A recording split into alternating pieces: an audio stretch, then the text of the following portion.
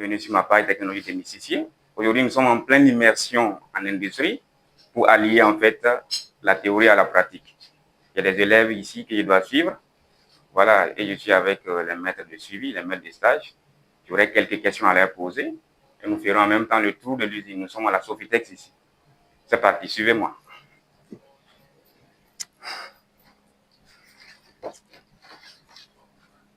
Ok. Monsieur Nakanabo, oui. Bonjour. Voilà, prenez le micro.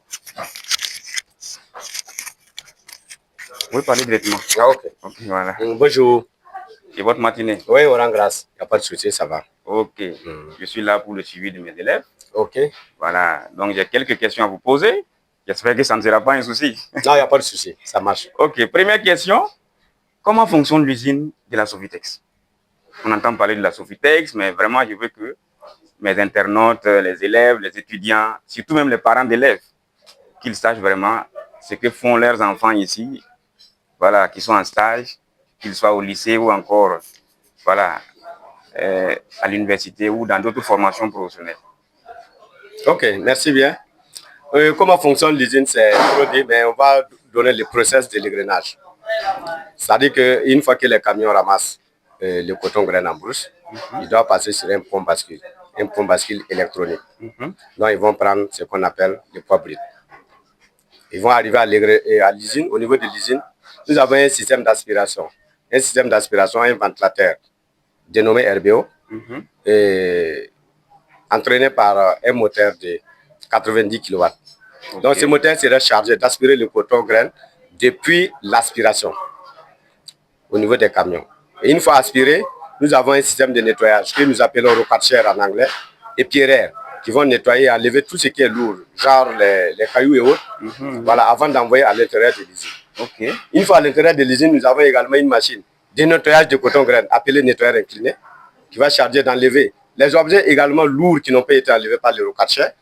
Et après, bon, il va passer au niveau d'une boîte à vide. Cette boîte à vide là va tourner pour déposer ce coton grain là dans une vis sans fin. Cette vis sans fin va entraîner le coton grain pour distribuer au niveau des feeders, appelés notamment Thermex. Donc, si ces deux machines sont remplies, nous aurons une autre partie là qui va aller se déverser dans une trémie appelée trop-plein. Mais au niveau de l'égrenage proprement dit, les Thermex vont charger de nettoyer également le coton grain à nouveau avant de les envoyer au niveau de l'égrenage. L'égrenage, en fait, il y a un tablier qui va maintenir ce qui peut être caillou, pas caillou du moins, c'est fer. Voilà, c'est un tablier aimanté qui va maintenir tout ce qui est fer et autres, voilà, avant d'envoyer même proprement dit à la machine égreneuse. Il faut dire que c'est la machine principale qui est l'égreneuse, voilà, qui va charger d'arracher la fibre au niveau du coton grain. Il va arracher et cette fibre-là serait évacuée par une brosse. Une brosse qui va évacuer cette fibre-là vers les LC. Mais l'égreneuse en question est entraîné par un moteur de 110 kW. 110 kW, donc qui va également entraîner la brosse. Okay. C'est le même moteur qui va entraîner la brosse. Je ne coupe pas sans trop vous couper. Oui. Ce moteur de 110 kW, là, sa tension est de combien? Une tension de 400 volts. 400 volts. Oui. Wow. Donc son intensité est assez élevée. Assez élevée. Okay. Donc une intensité nominale d'environ si nous prenons 190. Wow. Si nous prenons un facteur de puissance de 0,8, voilà. Et on fait voilà, les 120 kW, hein, non, 110 kW. 110 kW divisé par racine de 3, voilà. La tension 400 multiplié par les 0,8, l'intensité est quand même forte. Oui, autour de 190. Et c'est quel type de démarrage que vous faites? Comment il est alimenté ce moteur? Ce moteur est alimenté par un démarreur appelé Altistar. Altistar. C'est un système, il faut dire que c'est un démarreur qui a pratiquement le même système comme le démarrage étoile triangle, puisqu'il est muni d'un contacteur de ligne et également avec un contacteur de court-circuitage. Wow. Okay. Donc, je poursuis pour dire que la brosse va évacuer cette fibre, okay. Mais la brosse à elle seule ne peut pas évacuer la fibre. Donc, il y a un ventilateur appelé axial qui va traverser un grillage depuis le condenseur LC. L'air là va traverser ce grillage là pour venir jusqu'à l'égreneuse. et aspirer cette fibre. Quand il va aspirer cette fibre-là, la fibre va aller s'entasser sur le grillage. Donc, ça veut dire que les débris et autres vont sortir à partir du grillage. Ça veut dire que les déchets et autres là. Donc, c'est le premier nettoyage d'abord de la fibre. Ok. Voilà. Donc, la fibre va passer là-bas. Et on a également les LC lui-même, qui est entraîné par un moteur de 37 kW. Donc, il faut dire que c'est également un principe de rouleau avec un tambour de brosse. Voilà, donc le rouleau va un peu battre cette fibre-là à travers des barres de battage pour permettre également un nettoyage et c'est évacué par les tambours de brosse. Le tambour de brosse va arracher cette fibre-là à partir des scies. Et là, on a un moteur et un ventilateur également appelé axial général. Il va aspirer cette fibre-là qui va aller également déposer de nouveau sur un condensateur, voilà, sur le grillage condensateur général.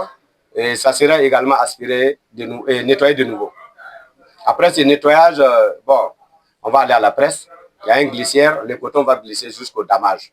Il sera damé et après damage, le coffre sera rempli. Et ils vont faire une rotation qu'ils vont tourner et pour presser environ à 3000 PSI avec ouais, un groupe hydraulique. Le PSI, ça fait combien de bars? Un PSI bon, je sais pas, il faut que l'on calcule. 3600 bars. Ouais, Wow, environ. C'est vraiment une haute pression. Ouais. Waouh. Donc, ok. Voilà, là, une fois que on a pressé, on va déposer la balle qu'on va mettre dans le sachet. Et un agent sera là pour donner un poids à la balle. Pas un poids, parce que ça va se poser sur une bascule électronique. Voilà, un agent est chargé de lui donner le numéro, en même temps le poids. Okay. Voilà. Et après, c'est évacué pour un échantillon est prélevé pour le service plasma. Okay. Et voilà, qui va donner en fait la qualité de la fibre produite. Okay. Voilà en gros comment tout ramasser, voilà comment en fait l'usine fonctionne. Merci. Ok, passons maintenant à la deuxième question.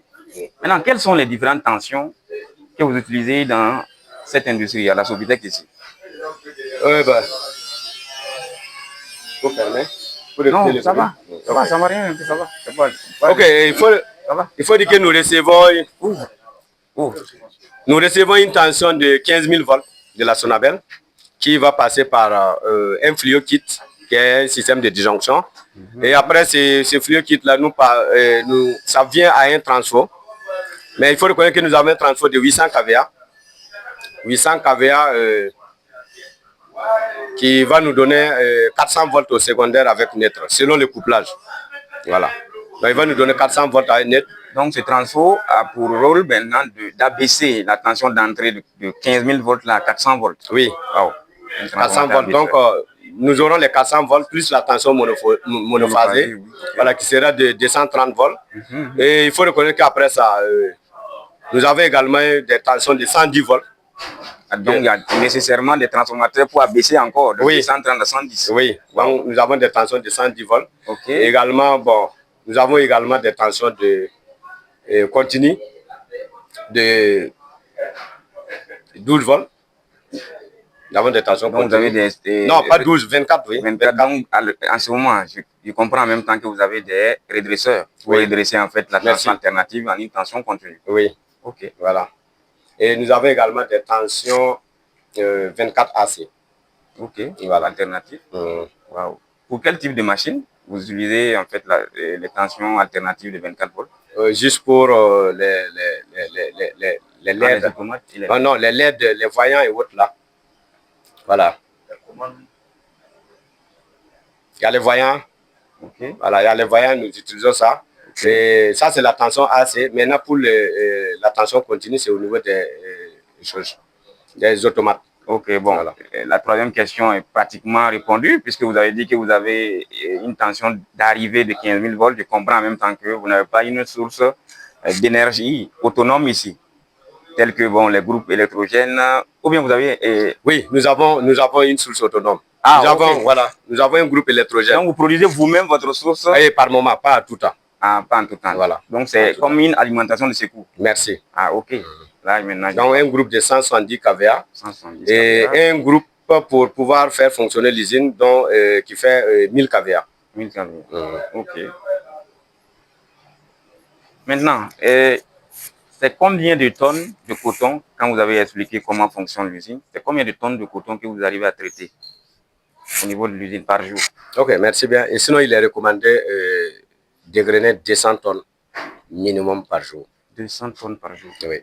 Et chaque balle fait à peu près combien? 220 kilos. 200. Une moyenne de 220 kilos. Donc, si on fait le calcul rapide, 200 tonnes sur les 220, ça fait à peu près combien de balles par jour? Environ 380 à 400 balles par jour. 400 balles. Waouh, c'est magnifique. Ok. Maintenant, est-ce que vous utilisez dans vos appareillages ou vos tableaux de commande des API, c'est-à-dire les automates programmables industriels?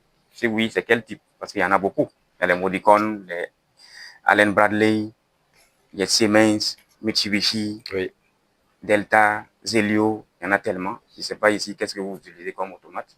Merci. Sinon, nous utilisons également des automates programmables industriels. Nous avons notre cellule API. Donc, nous avons le M340 pour l'égrenage même du coton. Mais également, nous avons un autre du Modicom qui, présentement, qui ne marche pas. Mais bon, c'est utilisé pour le circuit de l'emballage des balles. Nous avons d'autres types de choses d'automates, notamment sur les humidaires. Là, c'est du CMS qu'on utilise. Ok. D'accord. Après avoir répondu brièvement à toutes les questions, c'est mieux maintenant qu'on fasse l'immersion pour qu'on aille sur le terrain pour voir comment le coton qui arrive par les camions, voilà, ça transite jusqu'à sortir sous forme de balle. Voilà. Ok, Si il n'y vous a pas de permettez souci. alors. Donc, il n'y a pas de souci. Merci. voilà.